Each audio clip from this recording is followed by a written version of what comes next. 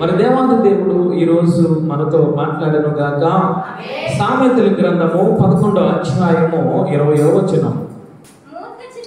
మూర్ఖ చిత్తులు యెహోవాకు హేయులు, యథార్థంగా ప్రవర్తించువారు ఆయనకి ఇష్టలు. హల్లెలూయా. ఆయన అంటూ ఉన్నారు, ఇద్దరు మనుషులను చూపిస్తూ ఉన్నారు. ఒకడు మూర్ఖుడు, రెండవది యథార్థవంతుడు. మూర్ఖుడు అంటే ఆయనకి ఇష్టము ఉండదు. ఇంకొక ఆయన యథార్థవంతులు. యథార్థవంతులు అంటే ఆయనకు దేవాది దేవునికి చాలా ఇష్టమని మాట్లాడుతూ ఉన్నారు. ఇద్దరు కూడా దేవాది దేవుని చేత సూచింపబడిన మనుషులే. ఇద్దరు కూడా దేవాది దేవుని చేత ఈ భూలోకానికి పంపించిన మనుషులే. కానీ ఆయన అంటూ ఉన్నారు, ఒక ఆయన మూర్ఖుడు అని మాట్లాడుతూ ఉన్నారు. రెండో ఆయన కోసం యథార్థంగా ఉన్నాడు అని మాట్లాడుతూ ఉన్నారు. అసలు మూర్ఖుడు అంటే యెహోవాకు హేయులు, ఇష్టం లేదు ఆయనకి. రెండవది యథార్థవంతుడు, దేవాది దేవుని చాలా ఇష్టమైన వాడని మాట్లాడుతూ ఉన్నారు. మనము కూడా చాలా సార్లు ఏంట్రా ఆ విధముగా మూర్ఖంగా ప్రవర్తిస్తూ ఉన్నావు అని మన బిడ్డలకు కానీ, మన రక్త సంబంధాలకు కానీ, మనకు తెలిసిన వారికి కానీ మనం అంటూ ఉంటాం. ఎందువల్ల ఆ విధంగా మనం మాట్లాడతామనంటే, మనం చాలాసార్లు ఆ విషయాన్ని చెప్తూ ఉంటాం, బోధిస్తూ ఉంటాం, అర్థమైన రీతిలో వాడికి అవగాహన కల్పిస్తూ ఉంటాం. కానీ వాడు ఏం చేస్తాడంటే విన్నట్టు వింటాడు, కానీ వాడు దానిని అవలంబించడు. ఎన్నిసార్లు చెప్పు అదే స్థితిలో వాడు ఉంటూ ఉంటాడు. అలాంటి వాడిని ఏమంటామనంటే మూర్ఖుడు అని మనం అంటూ ఉంటాం. లేఖనంలో కూడా అదే సెలవిస్తూ ఉంది. ఏమిటి ఇక్కడ జాగ్రత్తగా మనం పరిశీలించినట్టే, మూర్ఖ చిత్తుడు. మూర్ఖుడు అంటే ఎవడి మాట వినడు. చిత్తము అంటే మనస్సు. చిత్తము అంటే వాడి ఆలోచన. ఎదటి వాడు ఎన్ని అంశములు, ఎంత మంచి విషయాలు చెప్పినా, వాడి జీవితంలో బాగుపడడానికి ఎంత మంచి విషయాలు చెప్పినా ఈ మూర్ఖుడు ఏం చేస్తాడో తెలుసా? విన్నట్టు వింటాడు, వాడు గ్రహించడు. ఈ చెవితో విని ఈ చెవితో వాడు వదిలేస్తూ ఉంటాడు. వాడిని ఏమంటారు అనంటే మూర్ఖుడు అని అంటూ ఉంటారు. మనము కూడా చాలాసార్లు ఈ పదాన్ని మన నిత్య జీవితంలో మనము ఉపయోగించుకుని ఉంటాం. అంతేకాదు ఎదటి వారు కూడా మనల్ని అనేక సార్లు ఎందుకురా ఆ విధంగా ప్రవర్తిస్తూ ఉన్నాం, ఇన్నిసార్లు చెప్పినా అని మనల్ని కూడా ఒక్కొక్కసారి మన తల్లిదండ్రులు కానీ, మన సంఘంలో ఉన్న విశ్వాసాలు కానీ మనల్ని ఒక్కసారి గద్దించి ఉంటారు. హల్లెలూయా, హల్లెలూయా. మరి దానిని విని మనము మార్చుకోవాలి. ఆ విధంగా మార్చుకోకుండా అది నా ఇష్టము, ఆ ధనము నాది, ఈ శరీరము నాది, ఈ ప్రాణము నాది అని చెప్పి ఇష్టానుసారంగా ప్రవర్తిస్తే ఒకనొక రోజు మనం ఏం చేస్తామంటే మరణమునకు అవకాశము ఉంటూ ఉంది, ఆపదలో పడే అవకాశం ఉంటూ ఉంది, శోధనలో పడే అవకాశం ఉంటూ ఉంది. అంటే వీడికి శోధన వస్తుంది అని చెప్పినా, లేదా ఆపద వస్తుందని చెప్పినా, లేదా నువ్వు మరణానికి వెళ్ళిపోతావు అని చెప్పినా వీడేం చేస్తాడంటే ఎవరి మాటలు వినడు. అలాంటి వాడిని ఏమంటామంటే మూర్ఖుడు అంటాం.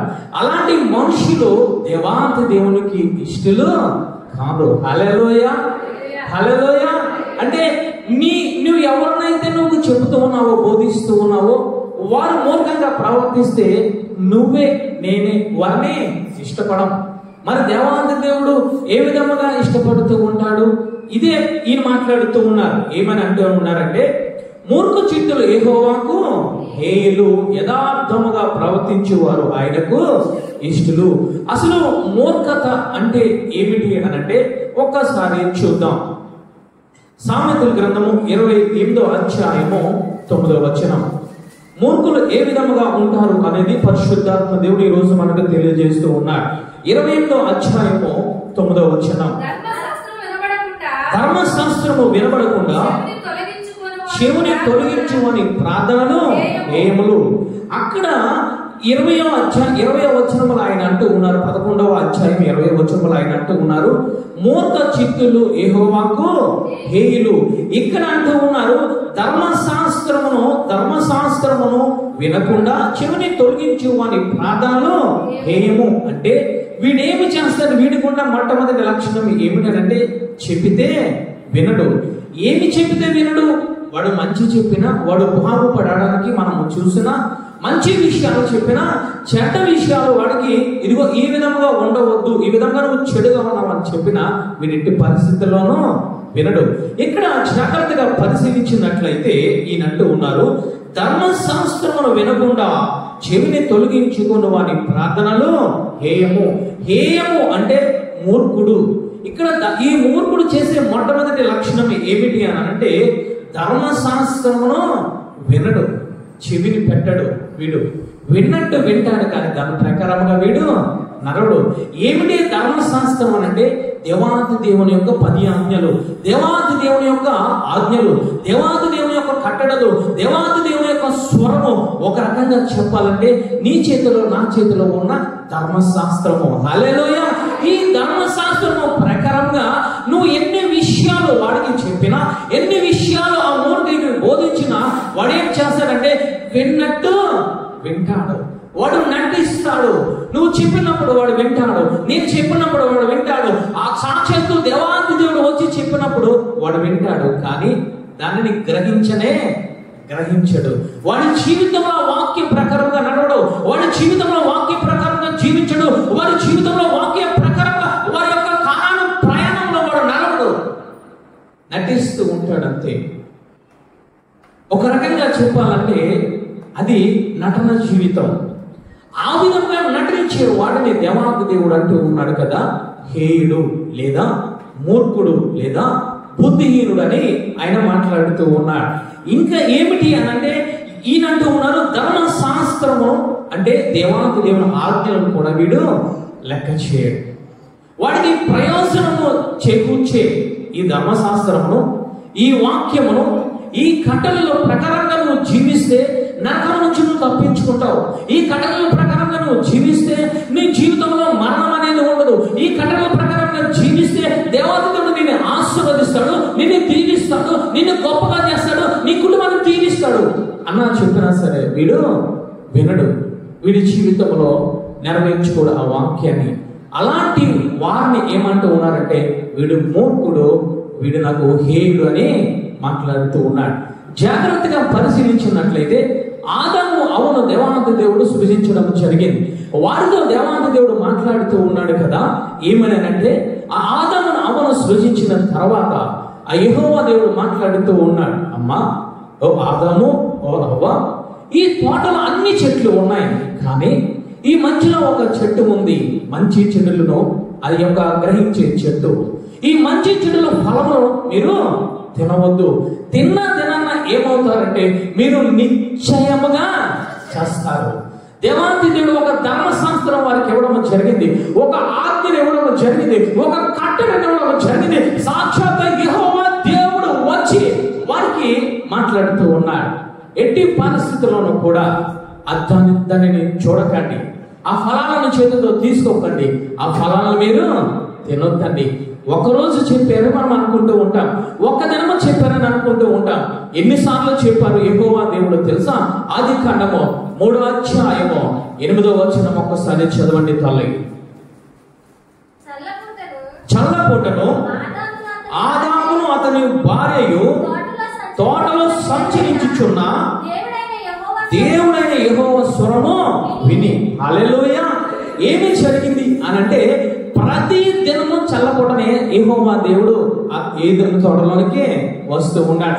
ప్రతి దినము కూడా వారితో మాట్లాడుతూ ఉన్నాడు, ప్రతి దినము కూడా వారిని బలపరుస్తూ ఉన్నాడు, ప్రతి దినము కూడా వారితో నడుస్తూ ఉన్నాడు. నడిచేటప్పుడు ఆ చెట్టు వచ్చే పరిస్థితిలో, ఆ చెట్టు వచ్చిన సందర్భంలో అంటూ ఉన్నాడు యెహోవా దేవుడు ఆ చెట్టును చూపించి, ఓ ఆదాము అవ్వ, నేను మొదట మీకు చెప్పాను కదా, మొదటి రోజున మీకు చెప్పాను కదా, ఆ పండు ఆ ఫలమును మీరు తినవద్దు, తింటే నిశ్చయముగా మీరు చేస్తారు. ఈ విధముగా అనేక దినములు జరుగుతూ ఉంది. అనేక దినములు చల్లపూట సాయంకాలం పూట యెహోవా దేవుడు ఆ ఏదైనా తోటలోకి రావడము, వారితో మాట్లాడడము, వారి దేవాది దేవుడితో మాట్లాడడము, ఇదిగో అనేక దినములు ఆ విధంగా జరుగుతూ ఉంటుంది. అనేక రీతిలుగా దేవాది దేవుడు చెప్తూ ఉండగా ఒకనొక దినాన్న ఏమి చేశారు అని అంటే దేవాది దేవుని ఆజ్ఞను, దేవాది దేవుని ధర్మశాస్త్రాన్ని వారు ఏం చేశారంటే ఆజ్ఞను కొట్టివేశారు, దాన్ని పక్కన పెట్టారు. అంటే వీరు విన్నట్టు జీవితంలో గ్రహించారు.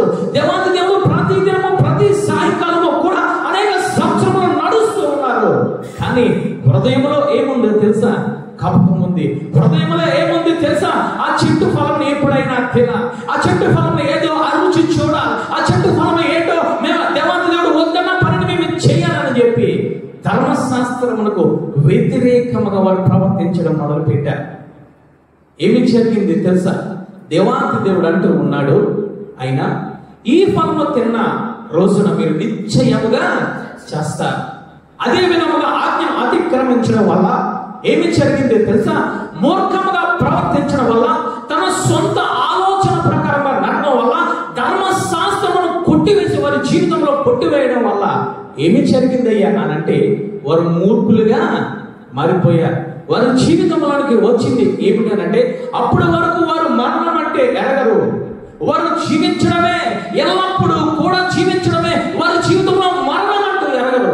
కానీ వారి జీవితంలోనికి వచ్చింది మొట్టమొదట పాపము చేయడం వల్ల, ధర్మశాస్త్రమును కొట్టివేయడం వల్ల, ఆయన ఆజ్ఞలను కొట్టివేయడం వల్ల వారి జీవితంలో మరణం అనేది వచ్చింది. ఏ విధముగా చనిపోయారంటే, మొట్టమొదటిగా ఆత్మీయంగా చనిపోయారు. రెండవదిగా వాళ్ళు శారీరకంగా కూడా చనిపోయారు. కారణం ఏంటో తెలుసా? ప్రతి దినము యెహోవా దేవుడు చెప్తూ ఉన్నాడు, ప్రతి దినము కూడా ఆజ్ఞలు ఇస్తూ ఉన్నాడు, ప్రతి దినము కూడా దాన్ని జ్ఞాపకం చేస్తూ ఉన్నాడు, ప్రతి దినము కూడా దేవాది దేవుడితో నడుస్తూ ఉన్నారు. నడిచిన ఆజ్ఞను ప్రకటన పెట్టారు. అలాంటి వారు ఎవరో తెలుసా? ఎవరు? మూర్ఖులు. ఏమిటి అనంటే, ఎన్ని చెప్పినా వినని వారి జీవితంలో మరణము వస్తుంది. నువ్వు మరణిస్తావు, నువ్వు పాపము జోలికి వెళ్ళకు, ఇదిగో నువ్వు ఆజ్ఞను అతిక్రమించుకో, అది పాపము, పాపము వల్ల వచ్చే జీతము మరణం అని చెప్పినా వారు ఏమి చేశారు తెలుసా? అదే మరణాన్ని కోరుకున్నారు. అందుకే సామెతల గ్రంథకర్త మాట్లాడుతూ ఉన్నాడు, మూర్ఖులు యెహోవాకు హేయులు. వాక్యము వింటూ ఉన్నావు, వాక్యాన్ని చదువుతూ ఉన్నావు. ఈరోజు అనేక వాక్యాలు బోధిస్తూ ఉన్నాడు దేవాది దేవుడు. ఆదాము అవ్వకు చల్లపూట వచ్చినప్పుడు అనేక దినములు బోధించినట్లు ఈ రాత్రికాల సమయంలో అనేక వాక్యాలు వింటూ ఉన్నా. ధర్మశాస్త్రాన్ని గ్రహించగలుగుతూ ఉన్నావా? నీ జీవితంలో ఆ ధర్మశాస్త్రాన్ని పట్టుకొని నడవగలుగుతూ ఉన్నావా? ఆ యాత్రలు నీ జీవితంలో, నీ హృదయంలో, నీ గుండెలో పెట్టుకొని కారణాల వైపు ప్రయాణిస్తూ ఉన్నావా? లేదా ఒక మూర్ఖురాలు ప్రవర్తించినట్లు, ఒక మూర్ఖుడు ప్రవర్తించినట్లు ఈ ఆజ్ఞలు నాకు కాదులే అని చెప్పి వింటూ ఉన్నావు, దానిని ఇంకొక చెవితో పక్కన పెట్టిస్తూ ఉన్నావు. పరిశుద్ధంగా జీవించాలి, ఆజ్ఞ ప్రకారంగా జీవించాలి, విశ్వాసంగా జీవించాలని అనేక రీతిగా పరిశుద్ధాత్మ దేవుడు బోధిస్తూ ఉన్నాడు. ఆ విధంగా నువ్వు జీవించకపోతే మరణమవుతావని కూడా ఆయన రెండు రకాలుగా నీకు బోధిస్తూ ఉన్నాడు. ఒకటి, ఆజ్ఞ ప్రకారంగా జీవిస్తే పరలోకానికి వెళ్తావు, ఆజ్ఞను అతిక్రమిస్తే నీలో పాపం వస్తుంది, నీలో మరణం వస్తుంది, నరకానికి వెళ్ళిపోతామని బోధిస్తూ ఉన్నాడు. ఈ రాత్రికాల సమయంలో ఏ విధంగా జీవిస్తూ ఉన్నాం? ఆదాము అవ్వలే ఎన్ని వాక్యాలు విన్నా మూర్ఖ స్వభావము కలిగి ఉందమో మార్చుకుందామో తల్లి. ఎన్ని వాక్యాలు విన్నా నీ దారి నీదే, ఎన్ని వాక్యాలు విన్నా నీ ఆలోచన నీవే, ఎన్ని వాక్యాలు విన్నా నీ ప్రవర్తన నీదేలా ఉందమో. ఒకనొక దినాన ఆదాము అవ్వకు అవకాశం ఇచ్చాడు దేవుడు. కానీ ఒక్కసారి నువ్వు మరణిస్తే, ఒక్కసారి నీ జీవము నీలో నుండి వెళ్ళిపోతే ఆయన అంటూ ఉన్నాడు, ఇంకొక అవకాశము లేదని మాట్లాడుతూ ఉన్నాడు. అందుకే అంటూ ఉన్నాడు, మూర్ఖులు యెహోవాకు హేయులని మాట్లాడుతూ ఉన్నాడు. ఎవరు మూర్ఖులంటే, ధర్మశాస్త్రము వినకుండా తన చెవిని మూసుకున్నవాడు మూర్ఖుడు. రెండవదిగా చూద్దాం, సామెతల గ్రంథము 28వ అధ్యాయము 26వ వచనం. సామెతల గ్రంథము 28వ అధ్యాయము 26వ వచనం. తన మనస్సును నమ్ముకున్నవాడు బుద్ధిహీనుడు. మరలా చదువుతాయి, తన మనస్సును నమ్ముకున్నవాడు బుద్ధిహీనుడు. ఎవరిని నమ్ముకుంటాడు అనంటే తన మనస్సును నమ్ముకుంటాడు. ఎదటి వారిని ఎంత చెప్పినా వీడు వినడు, ఎదటి వారు ఎంత వీడికి బోధించినా వీడు వినడు. వీడిలో ఒక మూర్ఖ స్వభావం ఉంటుంది, వీడిలో ఒక మూర్ఖ మనస్సు ఉంటుంది. అంటే ఒక రకంగా చెప్పాలంటే తనకు తానే ఇతను మనసుపై ఆధారపడుతూ ఉంటాడు. ఎవరు మనసు మీద వారే ఆధారపడుతూ ఉంటారు ఈ మూర్ఖులు. అంటే తన బలం మీద ఆధారపడుతూ ఉంటాడు, తన తెలివితేటల మీద ఆధారపడుతూ ఉంటాడు, తన ఆస్తి పాస్తుల మీద ఆధారపడుతూ ఉంటాడు. అది తప్పు అని చెప్పినా వాడు వినడు. అది తప్పు అని చెప్పినా వాళ్ళ తల్లిదండ్రులు చెప్పినా అది తప్పు అని చెప్పి వినడు. వాడి రక్త సంబంధులు చెప్పినా తప్పు అని చెప్పి వాడు వినడు. సంఘములో ఉన్న యాజకులు చెప్పిన వినడు. సాక్షాత్తు యెహోవా దేవుడే తండ్రి కుమార పరిశుద్ధాత్మ దేవుడు వచ్చి చెప్పినా ఈ మూర్ఖుడు ఏం చేస్తాడో తెలుసా? వినడు. ఎవరు మాట వింటాడంటే తన మనస్సును తానే నమ్ముకుంటాడు. తన మనస్సును తానే నమ్ముకున్నవాడు ఎవడు అనంటే బుద్ధిహీనుడు. బుద్ధిహీనుడు అనగా ఎవడు అనంటే మూర్ఖుడు. ఎన్ని వాక్యాలు దేవాది దేవుడు చేసి చెబుతూ ఉన్నా, ఎన్ని మేలులు కుటుంబాల్లో చేస్తూ ఉన్నా, ఎన్ని మేలులు ఆత్మీయ జీవితంలో చేస్తూ ఉన్నా, ఎన్ని ఆశీర్వాదాలు పొందుతూ ఉన్నా ఏమి చేస్తాడంటే అది నా బలము, అది నా శక్తి, అది నేను నా నీతి అని మాట్లాడుతూ ఉంటాడు వీడు. ఎవడు అనంటే మూర్ఖుడు.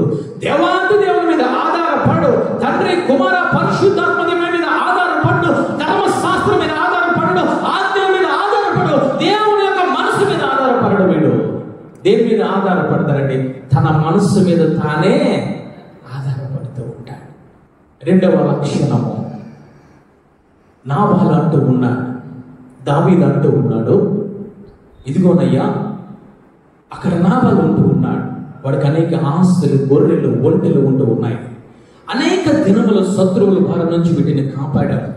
అనేక దినములు ఈ యొక్క మృగముల నుంచి కాపాడాడు ఆస్తిని. ఇదిగో ఒక్కసారి నువ్వు వెళ్ళు, ఇదిగో ఈ యొక్క రొట్టెలు, ఈ యొక్క మాంసం, ఈ యొక్క ద్రాక్ష పండ్లు ఇమ్మని చెప్పు అని చెప్పి ఒక మనిషిని పంపిస్తూ ఉంటే నాబాలు మాట్లాడుతూ ఉన్నాడు. యెష్షయా ఎవడు? యెష్షయా ఎవడు? యెష్షయా కుమారుడు ఎవడు? యజమాను నుంచి పారిపోయిన వాడికి నా ఆస్తి పాస్తులు నేను ఇవ్వాలని మాట్లాడుతూ ఉన్నాడు. యెష్షయా అంటే తెలీదా? దావీదు అంటే తెలీదా? ఇశ్రాయేలు రాజ్యంలో మారుమోగపోతున్న పేరు ఏమిటి? ఆ సమయంలోనంటే దావీదు పేరు. హల్లెలూయా, హల్లెలూయా. అంటే తెలిసి కూడా తన మనసును నమ్ముకుంటూ ఉన్నాడు, తెలిసి కూడా తన మూర్ఖత్వాన్ని నమ్ముకుంటూ ఉన్నాడు. వాడికి ఏమి తెలుసు తెలుసా?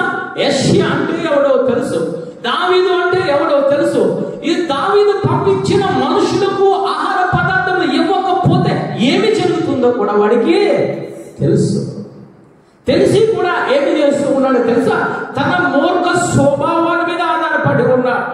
దేవాది దేవుని యొక్క బిడ్డ మీద ఆధారపడలేదు. అప్పటి వరకు ఆస్తి పాస్తులను రక్షించిన ఆ దావీదు మీద మాట మీద ఆధారపడలేదు. ఒక రకంగా చెప్పాలంటే యెష్షయా అంటే ఎవరు తెలుసా? దేవాది దేవుడు. హల్లెలూయా, యెహోవా దేవుడు. రెండవదిగా దావీదు కుమారుడు అంటే యేసు ప్రభువు వారు. హల్లెలూయా. ఈరోజు సంఘ సభ్యులు, విశ్వాసులు ఏ విధముగా ఉన్నారు తెలుసా? నిన్ను రక్షించిన, నిన్ను ఆశీర్వదించిన, నీకోసము ప్రాణము పెట్టిన, నీకోసము 5 గాయాలను పొడిపించుకున్న, రక్తము చిందించిన కుమారుని నమ్మడం లేదు. ఆయన యొక్క ప్రాణ త్యాగాన్ని నమ్మడం లేదు.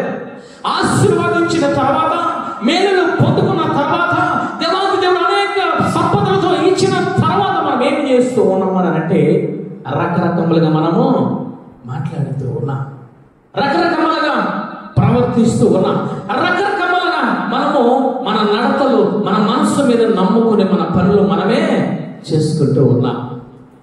అలాంటి వాడు ఎవడయ్యానంటే నాబాలు. నాబాలు ఏమో అంటూ ఉన్నాడనంటే దూషిస్తూ ఉన్నాడు. ఎందుకు తెలుసా? నాకు ఆస్తి ఉంది, నాకు బలము ఉంది, నా దగ్గర పనివారు ఉన్నారు, నాకు అనేక సంవత్సరములు తినడానికి తిండి ఆహార పదార్థాలు ఉన్నాయని చెప్పి గర్వంతో నడుస్తూ ఉన్నాడు. ఒక రకంగా చెప్పాలంటే దావీదు తెలుసు, యెష్షయా తెలుసు, అన్నీ తెలుసు, కానీ అతని జీవితంలో ఏమి ఏర్పాటు చేస్తూ ఉందంటే అబద్ధం అనేది ఏర్పాటు చేస్తూ ఉంది. అబద్ధము ఏర్పాటు చేసినా గర్వము ఏలుబడి చేసినా వాడు ఎవరితో సమానం అని అంటే మూర్ఖుడితో సమానం. ఈరోజు దేవాది దేవుడు అంటే ఏమిటో నీకు తెలుసు. దేవాది దేవుడు చేసిన ఈ భూలోకానికి ఎందుకు వచ్చాడో నీకు తెలుసు. నీకోసము ప్రాణము పెట్టాడని నీకు తెలుసు.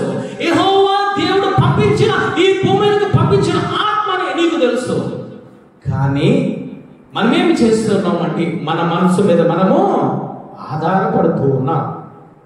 దేవాది దేవుడు అంటూ ఉన్నాడు, నీతిగా జీవించు, నిజాయితీగా జీవించు, పరిశుద్ధముగా జీవించు, ఆజ్ఞల ప్రకారముగా జీవించు, నేనే నీ కోసం ప్రాణము పెట్టానని చెప్పి కుమారుడు అనేక రీతిలుగా పరిశుద్ధాత్మ ద్వారా బోధించిన ఆజ్ఞల ప్రకారంగా మనము నడవగలుగుతూ ఉన్నామా? ప్రవర్తించగలుగుతూ ఉన్నామా? దేవుడు ఎక్కడ ఉన్నాడులే, ఇంకా రెండవ రాకడ చూద్దాంలే. ఒక నాబాలు ప్రవర్తించినట్లు మాట్లాడినట్లు మనం ఏం చేస్తూ ఉన్నామంటే ధర్మశాస్త్రాన్ని పక్కన పెడుతూ ఉన్నాం. మనకు హృదయంలో ఏ ఆలోచన కలుగుతుందో, ఏ యొక్క అభిప్రాయం కలుగుతూ ఉందో దాని ప్రకారంగా నడవగలుగుతూ ఉన్నాము. కానీ దేవాది దేవుని మనసు అనేది మనము నడవలేకపోతూ ఉన్నాం. ఎవరయ్యా అనంటే వీరు మూర్ఖులు. ఏమి జరిగింది? దావీదు బయలుదేరుతూ ఉన్నాడన్న విషయాన్ని అబీగయలు చెప్పిన వెంటనే ఏమి జరిగిందో తెలుసా? గుండె పగిలి చనిపోయాడు. కారణము ఏమిటంటే దేవాది దేవునికి మూర్ఖులు హేయులు. మూర్ఖులు అంటే ఇష్టం లేదు. వారి జీవితంలోనికి చెప్పగా చెప్పగా చెప్పగా వాడు మూర్ఖుడు వినడు. ఆఖరికి వాడి జీవితంలోనికి వచ్చేది మరణమే. అందుకే సామెతలు గ్రంథకర్త మాట్లాడుతూ ఉన్నాడు, ఎన్నిసార్లు గద్దించిన వినని వాడు, లోబడిన వాడు హఠాత్తుగా మరణమే. వాడు వినడు వాడి జీవితంలో. ఎన్నిసార్లు వాక్యము విను, ఎన్నిసార్లు దేవాది దేవుడు గద్దించని పరిశుద్ధాత్మ దేవుడు నిలబడి నీకోసమే నీకోసమే నీకోసమే అని చెప్పి హెచ్చరించిన వినడు. ఎందుకు తెలుసా? వాడిలో మూర్ఖ స్వభావం ఉంది, వాడిలో ధర్మశాస్త్రం లేదు, వాడిలో గర్వం అనేది ఉంది, వాడిలో అబద్ధం అనేది ఉంది. కాబట్టి వాడు ఎన్నిసార్లు చెప్పినా వాడు వినడు, లోబడడు, గ్రహించడు. విన్నట్టు వింటాడు, కానీ వాడి నటన జీవితము వాడి జీవితంలో ఎక్కువైపోతూ ఉంది, రాతి గుండె అయిపోతూ ఉంది. కారణము ఏమిటంటే మూర్ఖుడు. అందుకే అంటూ ఉన్నాడు, ఎన్నిసార్లు గద్దించిన లోబడని వాడు హఠాత్తుగా మరణించును. ఎవరు మరణించారయ్యా? దేవాది దేవుడు ఆదాము అవ్వతో ప్రతి చల్లపూట సాయంకాలం పూట వచ్చి బోధించడం జరిగింది. అనేక సార్లు అనేక రీతులుగా ప్రత్యక్షంగా యెహోవా దేవుడే తన సింహాసనాన్ని వదిలే, యెహోవా దేవుడే తన పనులను పక్కన పెట్టి ఏదో కొండలకు వచ్చి ఆదాము అవ్వతో అనేక సార్లు చెప్పిన వారు వినలేదు. కారణంగా ఏమి వచ్చిందయ్యా? ఆత్మీయంగా చనిపోవడం జరిగింది. రెండవదిగా నాబాలుకు తెలుసు, ఆ యొక్క పర్యవస్థానము తెలుసు, దావీదు యొక్క బలము తెలుసు, దావీదు యొక్క శక్తి తెలుసు, దావీదు ఈ లోకాన్ని జయించాడు అని తెలుసు. కానీ తన మూర్ఖ స్వభావము, తన మీద తాను ఆధారపడుకోవడం వల్ల గుండె పగిలి చనిపోయినట్లు లేఖనాలు సెలవిస్తూ ఉన్నాయి. వాక్యము విన సహోదరి సహోదరుడా, అనేక సార్లు దేవాది దేవుడు హెచ్చరిస్తూ ఉన్నాడు. అనేక రీతిలుగా నిన్ను ప్రేమించి అనేక వాక్యముల ద్వారా పరిశుద్ధాత్మ దేవుడు నీ ముందు పెడుతూ ఉన్నాడు. ఎప్పుడు రక్షింపబడ్డావో ఆ రక్షింపబడిన మొదలుకొని ఇప్పటి వరకు అనేక రీతిలుగా యాజకులను ఉపయోగించుకొని అనేక సభల ద్వారా పరిశుద్ధాత్మ దేవుడు మాట్లాడుతూ ఉన్నాడు. మారగలుగుతూ ఉన్నామా? ధర్మశాస్త్రం ప్రకారంగా నడవగలుగుతూ ఉన్నామా? ఇది నాకు కాదులే అని మనము జీవిస్తూ ఉన్నాం. ఎందుకు తెలుసా? మూర్ఖ స్వభావం. నీ మనసును నువ్వే నమ్ముకుంటూ ఉన్నావు. నీలో గర్వము ఏర్పడి చేస్తూ ఉంది, నీలో అహంకారం ఏర్పడి చేస్తూ ఉంది. ఈ ఆస్తి మీద నువ్వు నమ్ముకుంటూ ఉన్నావు, నీ బలం మీద నమ్ముకుంటూ ఉన్నావు, నీ ఉద్యోగం మీద నమ్ముకుంటూ ఉన్నావు, నీ అందచందాల మీద నమ్ముకుంటూ ఉన్నావు, ఈ లోక నాదుల సాధన నమ్ముకుంటూ ఉన్నావు. కారణంగా ఒకనొక దినాన మరణం ఏర్పడి చేస్తుంది. జాగ్రత్త. అందుకే సామెతల గ్రంథకర్త మాట్లాడుతూ ఉన్నాడు, మూర్ఖ చిత్తులు యెహోవాకు హేయులు మాట్లాడుతూ ఉన్నాడు. ఈరోజు వాక్యము విన్న సహోదరి సహోదరుడా, ఒక ఆదాము వలె ప్రవర్తిస్తూ ఉన్నావా? ఒక అవ్వ వలె ప్రవర్తిస్తూ ఉన్నావా? మూర్ఖ స్వభావము కలిగి, లేదా నీ మనసు మీద నువ్వే ఆధారపడిపోయి ఒక నావల్ వలె ప్రవర్తిస్తూ ఉన్నావు. మారడానికి దేవుడు అవకాశం ఇచ్చాడు. హల్లెలూయా, హల్లెలూయా. రెండవదిగా ఆయన అంటూ ఉన్నారు, యథార్థవంతులు ఆయనకు ఇష్టలని మాట్లాడుతూ ఉన్నాడు. ఏమిటి యథార్థత అనంటే, యథార్థత అనగా నీ భర్త దగ్గర ఒకేలాగా ప్రవర్తిస్తూ ఉంటావు, యాజకుడి దగ్గర కూడా ఒకేలాగా ప్రవర్తిస్తూ ఉంటావు, నీ రక్త సంబంధుల దగ్గర కూడా ఒకేలాగా ప్రవర్తిస్తూ ఉంటావు, ఒకేలాగా మాట్లాడుతూ ఉంటావు, నీ ఉద్యోగం చేసే చోట కూడా ఒకే రకమైన మాటలు, ఒక రకమైన ప్రవర్తన ఉంటూ ఉంటుంది. అంటే ఒక రకంగా చెప్పాలంటే నీ నోటి మాట ద్వారా కానీ, నీ క్రియల వల్ల కానీ, నీ ప్రవర్తన వల్ల కానీ, ఎటు చూసినా సరే, ఎక్కడ చూసినా సరే నువ్వు యథార్థముగానే ప్రవర్తిస్తూ ఉంటావు. హల్లెలూయా.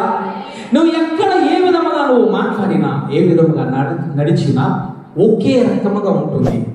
యథార్థత అంటారు దానిని. హల్లెలూయా. యథార్థముగా ప్రవర్తించేవారు యెహోవాకు ఇష్టలు. ఈరోజు నీ భర్త నిన్ను ఇష్టపడి ఒక చీర కొనవచ్చు క్రిస్మస్కి. నువ్వేం చేస్తావు అని అంటే, నువ్వు ఆయనని ఇష్టపడి ఏదో ఒక మంచి ఆహార పదార్థాన్ని తయారు చేసి ఆయనకు పెడతావు. అంటే ఇష్టము వచ్చినట్టు నువ్వు ప్రవర్తిస్తూ ఉన్నావు. నీ పిల్లలు నిన్ను ఇష్టపడడానికి గల కారణం ఏమిటంటే, నువ్వు వారిని ప్రేమిస్తూ ఉన్నావు కాబట్టి, యథార్థంగా ప్రేమిస్తూ ఉన్నావు కాబట్టి. అంటే నువ్వు ఒక భర్త భార్యకి ఇష్టమవుతూ ఉంది, ఒక తల్లి తండ్రులకు పిల్లలకి ఇష్టమవుతూ ఉన్నా. మరి నువ్వు ఇష్టపడాలంటే దేవునికి ఏమి చేయాలి? హల్లెలూయా, హల్లెలూయా. నువ్వు ఇష్టపడుతున్నావు దేవునికి, నువ్వు అనుకుంటూ ఉన్నావు, నేను దశం భాగం ఇస్తే నేను ఇష్టపడతాను దేవునికి, లేదా ఇదిగో నేను అనేక పాదఫలములు తెచ్చి ఆ మందసమ దగ్గర పెడితే దేవుడు నన్ను ఇష్టపడతాను అనుకుంటూ ఉన్నావు. నేను ఉపవాసం ఉండి ప్రార్థన చేస్తే, లేదా సంఘ పరిచయం చేస్తే దేవుడు ఇష్టపడతాను అనుకుంటూ ఉన్నావు. కానీ దేవుడు ఒకటే చూస్తూ ఉన్నాడు. ఏమిటో తెలుసా? నీలో యథార్థతను చూసి ఆయన ఇష్టపడుతూ ఉన్నాడు. హల్లెలూయా, హల్లెలూయా. నువ్వు ప్రార్థన చేయడం మంచిదే, నువ్వు దశంభాగం ఇవ్వడం మంచిదే, నువ్వు ఉపవాసం ఉండడం మంచిదే, నువ్వు సంఘ పరిచయం చేయడం మంచిదే. కానీ దానిలో యథార్థంగా ఉంటూ ఉన్నావు లేదా అని చూస్తూ ఉన్నాడు ఆయన. ఆ యథార్థంగా చూసి అంటూ ఉన్నాడు, ఈ బిడ్డ నాకు ఇష్టమే, ఈ యొక్క విశ్వాసం నాకు ఇష్టమే, ఈ సంఘం యథార్థంగా ఉంటుంది కాబట్టి ఈ సంఘం అంటే నాకు ఇష్టమే. హల్లెలూయా. ఆయన నిన్ను ఇష్టపడాలనంటే నీ ధనము కాదు, నీ అందము కాదు, నీ యొక్క సౌందర్యము కాదు, నీ యొక్క బలము కాదు. ఆయన నిన్ను ఇష్టపడాలంటే నీలో చూసేది యథార్థత. హల్లెలూయా. యథార్థత చూస్తూ ఉన్నాడు. యథార్థత అంటే ఏమిటయ్యా అనంటే, సామెతల గ్రంథము 16వ అధ్యాయం 17వ వచనం. సామెతల గ్రంథం 16వ అధ్యాయం 17వ వచనం. చెడుతనమును విడిచి నడుచుటయే యథార్థత. హల్లెలూయా. ఏమిటయ్యా యథార్థత అంటే, చెడుతనము విడిచి నడుచుటయే. ఎందుకయ్యా ఆ విధముగా ఉన్నారనంటే, దావీదు గారు అంటూ ఉన్నారు, అయ్యా నా తల్లి గర్భములో నేను ఏ విధముగా పుట్టానో తెలుసా? పాపములో పుట్టాను. కాబట్టి ఆ పాపములో పుట్టావు కాబట్టి ఆ పాపమును విడిచి నువ్వు బయటికి రావడమే ఆయన అంటూ ఉన్నారు యథార్థత. హల్లెలూయా. నువ్వు పాపము నుంచి బయటికి రావాలి, శాపము నుంచి బయటికి రావాలి, అన్యాయం నుంచి బయటికి రావాలి, అక్రమం నుంచి బయటికి రావాలి, ఆ చెడు ప్రవర్తన, ఆ చెడు బ్రతుకు నుంచి నువ్వు బయటికి రావడమే ఆయన అంటూ ఉన్నారు యథార్థత. హల్లెలూయా. ఆ విధముగా బయటికి వస్తే సరిపోతూ ఉందా?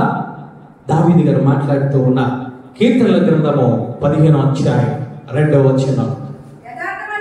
యథార్థమైన ప్రవర్తన కలిగి నీతిని అనుసరించుచు హృదయపూర్వకముగా నిజము పలుకువాడే. హల్లెలూయా. అంటే నువ్వు యథార్థంగా నువ్వు జీవించాలి అనంటే, నువ్వు యథార్థవంతుడు దేవాది దేవుని దృష్టికి ఉండాలనంటే, ఒకటి చెడుతనాన్ని నువ్వు విడిచిపెట్టాలి. విడిచిపెట్టి నువ్వు అక్కడే ఉండడానికి వీలులేదు. ఆయన అంటూ ఉన్నారు, ఏమని అంటూ ఉన్నారేనంటే, యథార్థమైన ప్రవర్తన కలిగి నీతిని అనుసరించాలి. హల్లెలూయా. నీతిని అనుసరించాలి. నీతి అనగా ధర్మశాస్త్రము, నీతి అనగా దేవాది దేవుని కట్టడలు, నీతి అనగా ఆయన స్వరము. హల్లెలూయా. ఆయన స్వరాన్ని పట్టుకొని నువ్వేమి చేయాలంటే దానిని పట్టుకొని నువ్వు అనుసరించి నడుస్తూ ఉండాలి. హల్లెలూయా. నడవగలుగుతూ ఉన్నామా తల్లి? ధర్మశాస్త్ర ప్రకారంగా జీవించగలుగుతూ ఉన్నామా? ఈరోజు నువ్వు నేను అనుకుంటూ ఉంటావు, నేను చాలా యథార్థంగా ఉంటూ ఉన్నాను సంఘంలో, నేను చాలా యథార్థంగా ఉంటూ ఉన్నాను నా భర్త దగ్గర, నేను చాలా యథార్థంగా ఉంటూ ఉన్నాను అని అనుకుంటూ ఉన్నాము. దేవాది దేవుడు అంటూ ఉన్నాడు, నీ యథార్థత కాదు నీ దృష్టికి, నా దృష్టికి. హల్లెలూయా. ఆయన అంటూ ఉన్నారు, జాగ్రత్తగా యథార్థమైన ప్రవర్తన కలిగి నీతిని అనుసరించా.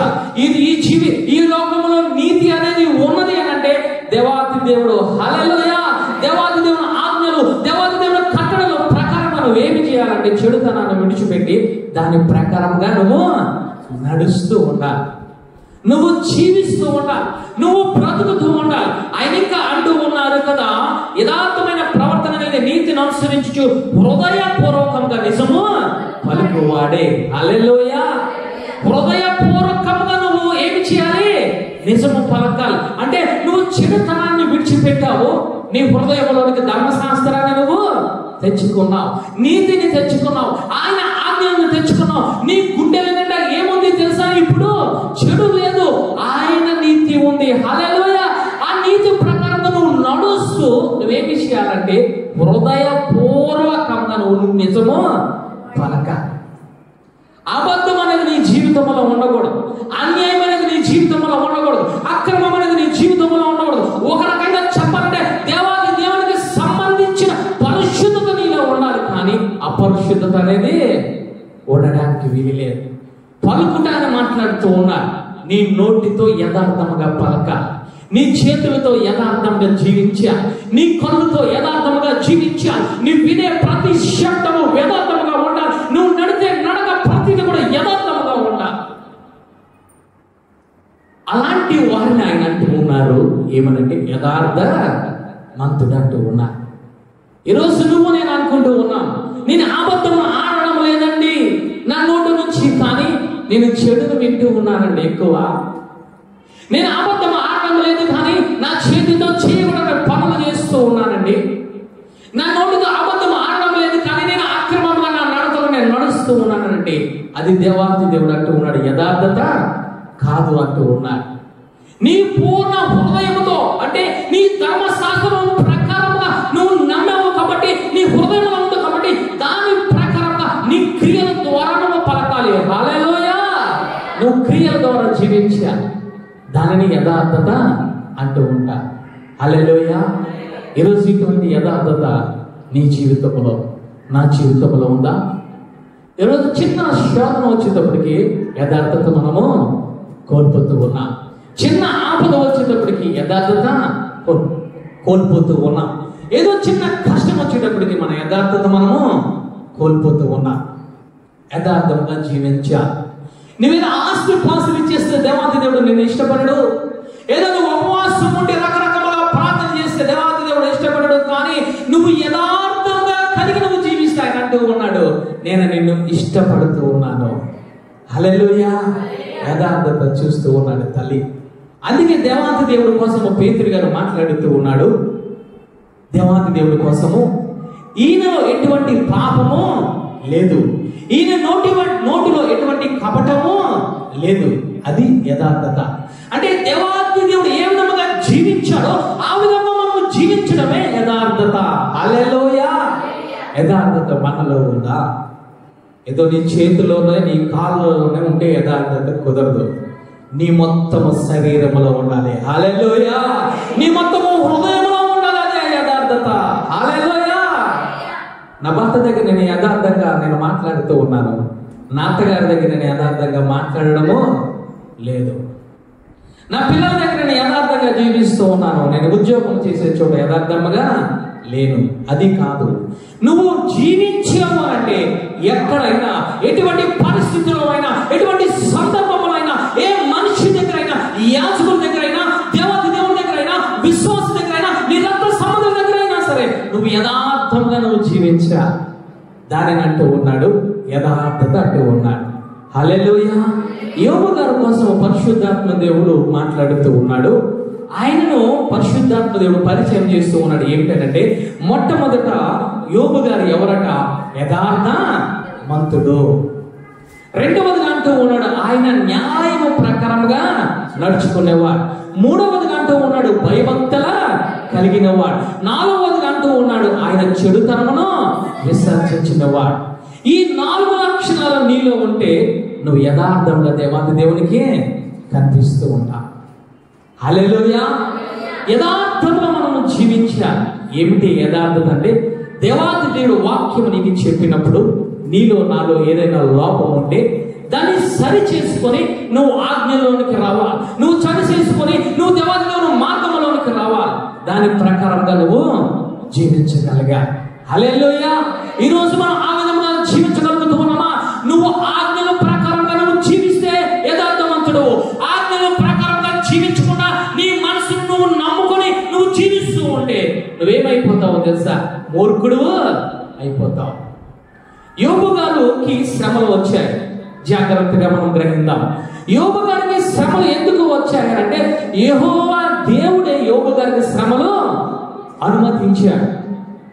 ఈరోజు మనం అనుకుంటూ ఉన్నాం నాకు శ్రమలు వచ్చేస్తూ ఉన్నాయి, కష్టాలు వచ్చేస్తున్నాయి, కన్నీరు వచ్చేస్తూ ఉంది.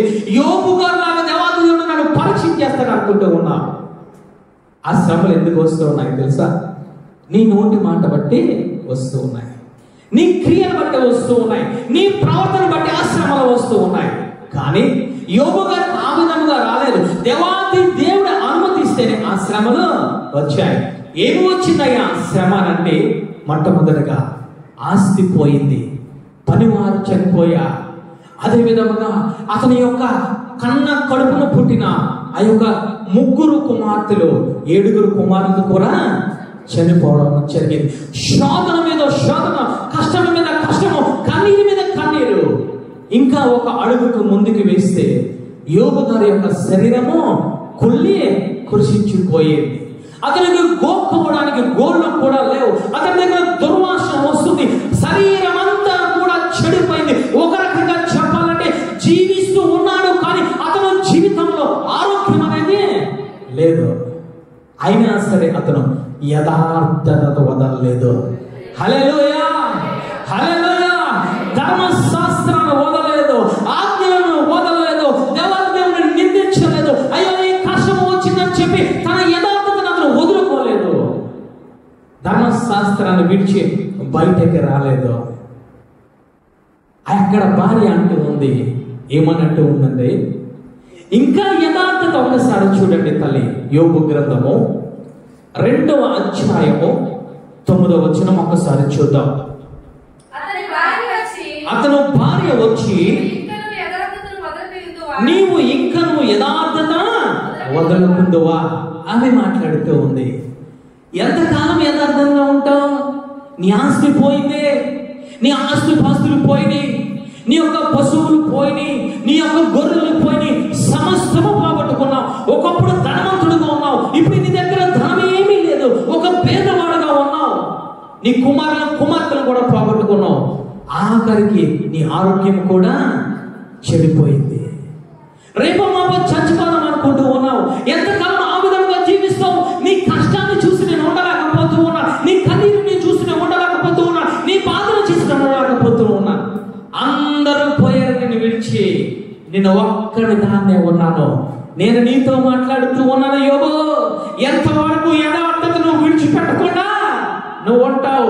ఒక్కసారి దేవాది దేవుని దూషించి నువ్వు మరణమైపో. మూర్ఖురాలు మాట్లాడినట్టు మాట్లాడుతూ ఉంది. ఆమె యథార్థతను విడిచిపెట్టమని మాట్లాడుతూ ఉంది. ఇదిగో యథార్థతను విడిచిపెట్టు, ఆయన ఆజ్ఞను విడిచిపెట్టు, ఆయన కట్టడలను విడిచిపెట్టు, ఆయన ధర్మశాస్త్రం ఒక్కసారి విడిచిపెట్టి నువ్వు బయటికి వచ్చి దేవాది దేవుని దూషించి చనిపో. యథార్థత కోసము మాట్లాడుతూ ఉంది. ఎప్పుడు తెలుసా?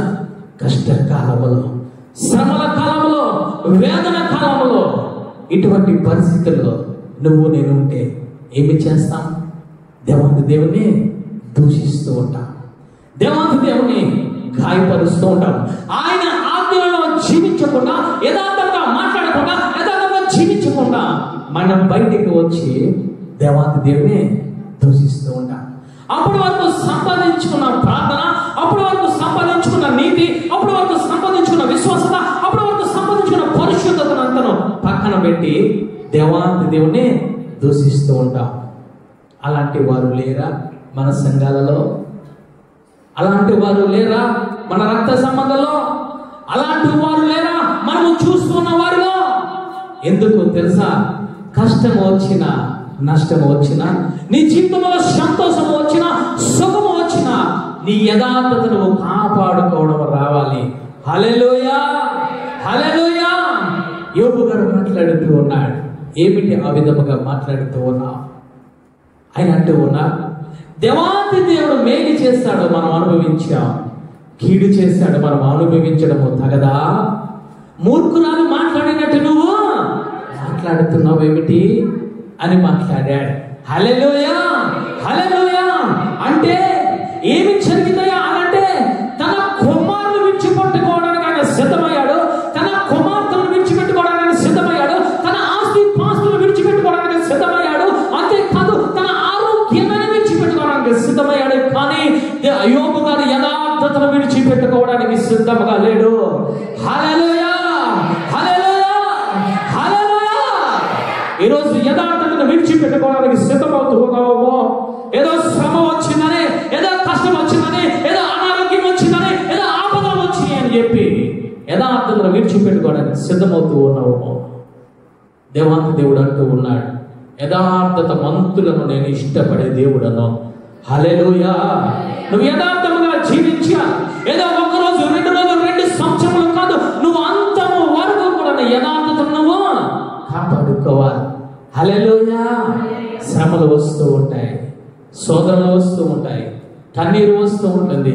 అదే టైంలో సంతోషం కూడా దేవాతి దేవుడు నీకు ఇస్తూ ఉంటాడు, సంపదలు కూడా నీకు ఇస్తూ ఉంటాడు. నువ్వు లేమిలో ఏ విధముగా ఉన్నావో, నువ్వు కలిమిలోనూ కూడా అదే విధంగా నువ్వు యథార్థతను నువ్వు కాపాడుకోవాలి. కానీ మనం ఏమి చేస్తూ ఉన్నాము తెలుసా?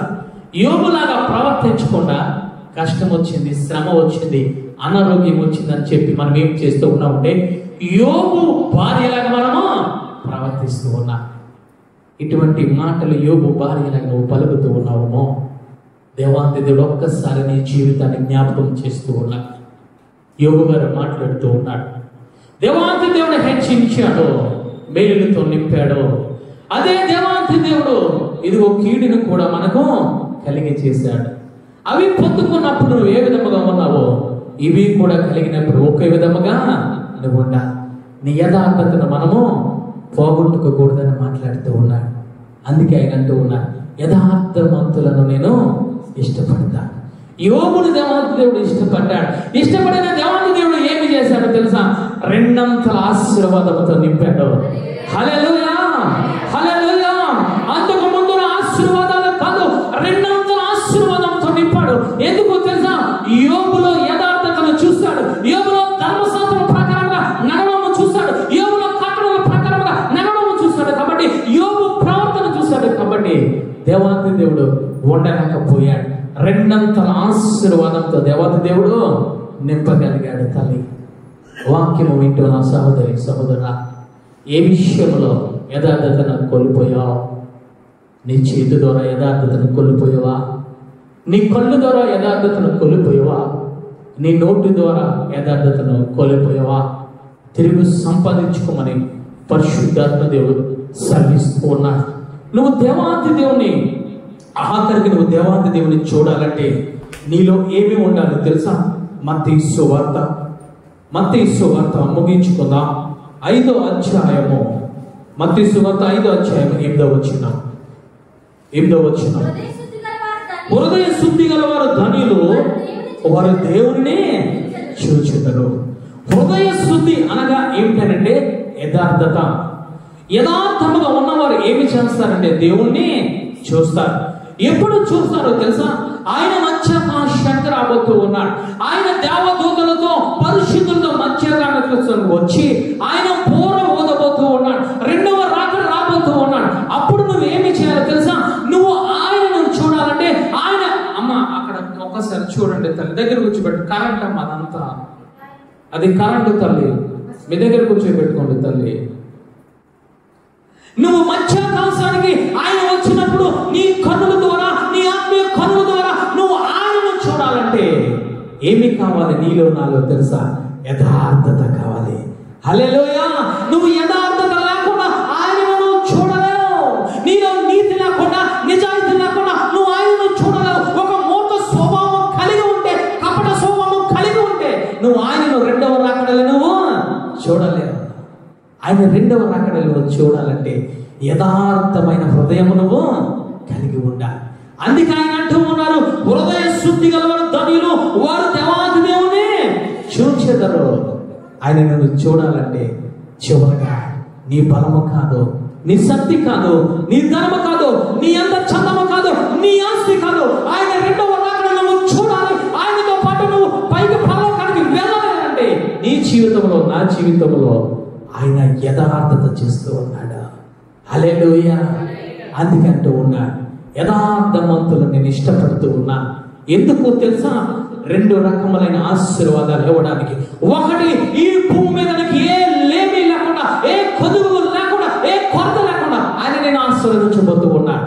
రెండవ ఆశీర్వాదం ఏమిటో తెలుసా? నువ్వు చనిపోయిన తర్వాత నువ్వు పరలోకానికి వెళ్ళడమే రెండవ ఆశీర్వాదము. హల్లెలూయా. యోబు గారు కనుగొన్న రెండు ఆశీర్వాదాలు ఏమిటో తెలుసా? ఒకటి, ఈ భూలోక సంబంధించిన ఆశీర్వాదము. రెండవదా, చనిపోయిన తర్వాత పరిశుద్ధాత్మ దేవుడు యోబు కోసం మాట్లాడుతూ ఉన్నాడు. యోబు యథార్థవంతుడు, హల్లెలూయా, నీతిమంతుడు, నిజాయితీ పరుడు, భయభక్తులు కలిగిన వాడు, న్యాయవంతుడు. కారణం ఏంటో తెలుసా? ఆయన చనిపోయిన తర్వాత కూడా పరిశుద్ధాత్మ దేవుడు యోబు కోసం మాట్లాడుతూ ఉన్నాడు. కారణము యోబు ఆస్తి పాస్తులు కాదు, యోబు బలము కాదు, యోబులో బ్రతుకు జీవితంలో ఉన్న యథార్థతను ఆయన చూశాడు. ఆయన అందుకే సామెతల గ్రంథకర్త మాట్లాడుతూ ఉన్నాడు, మూర్ఖులు ఆయనకు హేయులు, యథార్థవంతులు ఆయనకు ఇష్టలు. ఎందుకు తెలుసా? ఆయన అంటూ ఉన్నాడు, ఎన్నిసార్లు చెప్పినా, ఎన్నిసార్లు గద్దించినా లోబడడు. వాడు మూర్ఖుడు కాబట్టి వాడిని మరణానికి అప్పచెప్తా. ఇదిగో యథార్థంగా నా వాక్యము విని సరి చేసుకొని నా ఆజ్ఞల ప్రకారంగా నువ్వు నడుస్తూ ఉంటే, నువ్వు యథార్థంగా జీవిస్తూ ఉంటే నేను ఆశీర్వాదాల మీద ఆశీర్వాదాలు, మేలుల మీద మేలులతో నింపి నేను ఏం చేస్తానంటే ఈ భూలోకములనే కాదు, నేను ఉండే ప్రదేశానికి నేను తీసుకువెళ్ళిపోతానని ఆయన మాట్లాడుతూ ఉన్నాడు. ఈరోజు ఎటువంటి స్వభావాన్ని కలిగి ఉన్నావు? మూర్ఖ స్వభావాన్ని కలిగి ఉన్నావా? కపట స్వభావాన్ని కలిగి ఉన్నావా? లేదా యథార్థత ప్రవర్తనని కలిగి ఉన్నావా? చివరిగా ముగించుకుందాం. సామెతల గ్రంథము 11వ అధ్యాయము, సామెతల గ్రంథము 14వ అధ్యాయము, 16వ వచనం. జ్ఞానము కలవాడు భయపడి కీడి నుండి తొలగును, బుద్ధిహీనుడు విర్రవీగి తిరుగును, నిర్భయముగా తిరుగును. జ్ఞానము కలవాడు భయపడి కీడి నుండి తొలగును. వాక్యము, జ్ఞానం అనగా వాక్యము. నీకేదైతే వాక్యము వినబడిందో, ఏదైతే నువ్వు చదువుతూ ఉన్నావో, ఏదైతే పరిశుద్ధాత్ముడు నేను బోధిస్తూ ఉన్నాడో, ఆ వాక్యము వినిన తర్వాత నువ్వు భయభక్తులు కలిగి నువ్వు జీవిస్తే, ఏమిటి భయభక్తులు అంటే నువ్వు చెడుతనాన్ని నువ్వు విడిచిపెట్టి నువ్వు తిరిగితే ఏమి చేస్తాడో తెలుసా? కీడు నుండి నువ్వు తప్పించుకుంటావు. ఏమిటి ఈ కీడు అంటే? ఈ భూలోకానికి ఒక కీడు రాబోతూ ఉంది, ఈ భూలోకం మీద అగ్ని రాబోతూ ఉంది, ఈ భూలోకానికి శ్రమలు రాబోతూ ఉన్నాయి. ఆ రెండవ రాకడ నుంచి నువ్వు తప్పించుకుంటావు. జ్ఞానము కలవాడు ఏమి చేస్తాడు అని అంటే కీడు నుంచి తప్పించుకుంటాడు. ఇన్ని వాక్యాలు విని కూడా గ్రహించకుండా నీ ఇష్టం వచ్చినట్లు మూర్ఖంగా నువ్వు ప్రవర్తిస్తే, నువ్వు విర్రవీగి తిరుగుతూ ఉంటే, ఆయన అంటూ ఉన్నాడు కదా, ఏమనంటే బుద్ధిహీనుడు విర్రవీగి నిర్భయముగా తిరుగును. ఇన్ని వాక్యాలు నీకు విని కూడా ఇది నాకు కాదు, ఇది నాకు కాదని అదే పాపంలో జీవిస్తూ ఉంటే, అదే అన్యాయంలో జీవిస్తూ ఉంటే, ఒక మూర్ఖ స్వభావం కలిగి నిర్భయముగా నువ్వు జీవిస్తూ ఉంటే, నిర్భయంగా నువ్వు తిరుగుతూ ఉంటే, నిర్భయంగా అదే పాపములో అదే శాపములో కొట్టుమిట్లాడుతూ ఉంటే, ఆయన అంటూ ఉన్నాడు వాడి కీడు నుంచి తప్పించుకోలేడు, హఠాత్తుగా బంధిస్తాడు. హఠాత్తుగా ఎన్నిసార్లు గద్దించినా వినని వాడు, నిర్భయంగా తిరిగిన వాడు, లోబడిన వాడు, గద్దిపడి ఎరగని వాడు, వాడు హఠాత్తుగా మరణిస్తాడు. వాడు ఎప్పుడు చనిపోతాడో తెలుసు శారీరకంగా, వాడు ఎప్పుడు చనిపోతాడో ఆత్మీయంగా. చనిపోయిన తర్వాత వాడు ఎక్కడికి వెళతాడు తెలుసా? నరకానికి వెళ్తాడు. అందుకే ఆయన అంటూ ఉన్నాడు, మూర్ఖులు యెహోవాకు హేయులు, అంతేకాదు యథార్థవంతులు ఆయనకు ఇష్టలు. వాక్యము విన్నావు, జ్ఞానము కలిగి ఉంటే నీలో ఆ జ్ఞానము దాచుకుంటావు. దాచుకున్న జ్ఞానం ప్రకారంగా యథార్థముగా నువ్వు నడుస్తూ ఉంటావు. యోబు వలె.